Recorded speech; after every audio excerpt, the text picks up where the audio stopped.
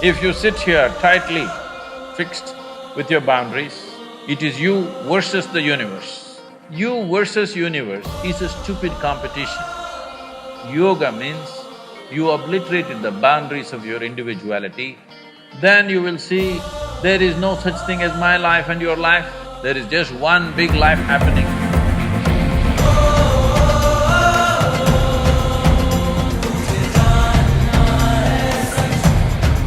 How can we explore every aspect of the life without being untouched and getting attached to all the compulsive activities? We say, I don't want to drink, but somewhere we are afraid that we will be addicted to it. My question is, how can we explore every aspect of life without being untouched? See, nobody says, I want to drink. Some people drink, some people don't. Some people who drink may drink for the pleasure of it. Some people who drink may drink because they want to drown something within themselves. Some people drink because everybody is drinking, it's an evolutionary it's an evolutionary issue, you know. When we were monkeys, if one did this, everybody did this. And some people don't drink because they think it's morally wrong. Some people don't drink because they're afraid their parents and society, what they will say. Some people don't drink because they found something better within themselves. They found something far better than a drink, so it never arose in their mind that they have to drink because they're doing wonderfully by themselves. They don't need any chemical help from outside. So these are different ways.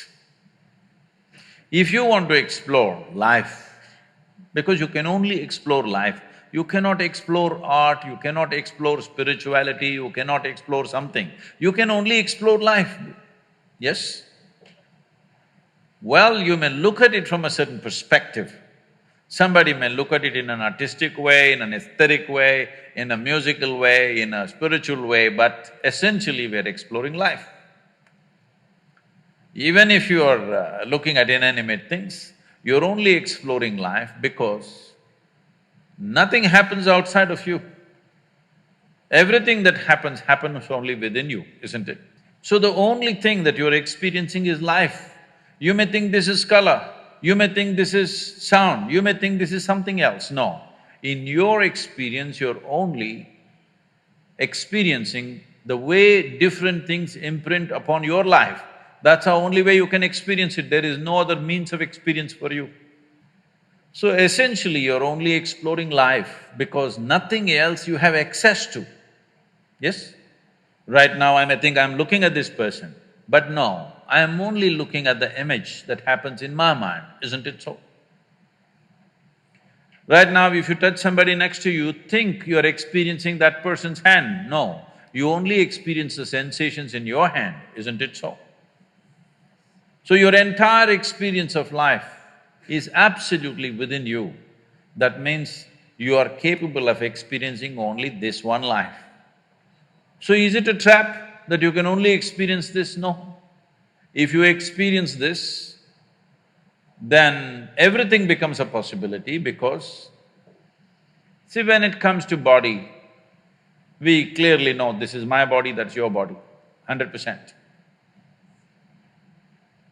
This is my mind, that's your mind, 100%, isn't it? But when it comes to life, there is no such thing as your life and my life. This is a living cosmos. You just captured a little bit of it. How much you captured, how much life have you gathered within you will determine what is the scope and scale of your life. So whether you call it art, whether you call it music, whether you call it spiritual process or whatever the nature of activity, activity is a means to open up your borders of individuality so that something larger than yourself happens to you. Something larger than what you think as myself happens to you in your life. This is the purpose of love, this is the purpose of art, this is the purpose of sexuality, this is the purpose of spiritual process. Essentially, that something larger than myself must happen to me, because only if this happens, I feel trapped inside this. Yes or no? You interpret this in many different ways, but essentially what you're looking for is, you want to somehow go beyond the limitations of your own boundaries. The word yoga, you've heard of the word yoga? Hello? The word yoga means people think twisting and turning is not yoga. The word yoga means union. Union means if you sit here, there is you and the universe. If you sit here tightly fixed with your boundaries, it is you versus the universe. You versus universe is a stupid competition. Hello? Those of you who are like this all the time, it's an absolutely idiotic competition between you and the universe. If you have any sense, you don't compete with the universe because you're a small speck in this universe. How do you compete? This is what individuality means. Individuality means you are head-on with the universe. Yoga means you obliterated the boundaries of your individuality. The distinction between what is you and what is the universe has gone down considerably. If you sit here, what is you and what is everything else is about the same in your experience. If this happens to you, then you will see there is no such thing as my life and your life. There is just one big life happening. This experience is needed. A tremendous experience is needed within you if you want to create something fantastic.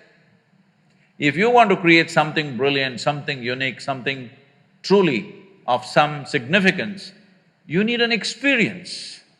It's important that there is an experience of exuberance, joy, profoundness. But right now in the world, a whole lot of people think only in misery you can be profound. Because it is true that for most people, their pain is the most profound experience of their life. If we just stick a pin into you, just a pin, not a sword, just a pin, the pain goes to the core, isn't it? Hello? Just a little pin, 1-inch pin, if I stick it, so deep. So pain becomes profound much more easily. So a lot of people think pain is the source of profoundness. This has to change. To know profoundness of joy, to know profoundness of love, to know profoundness of exuberance and intensity of life, it takes something more.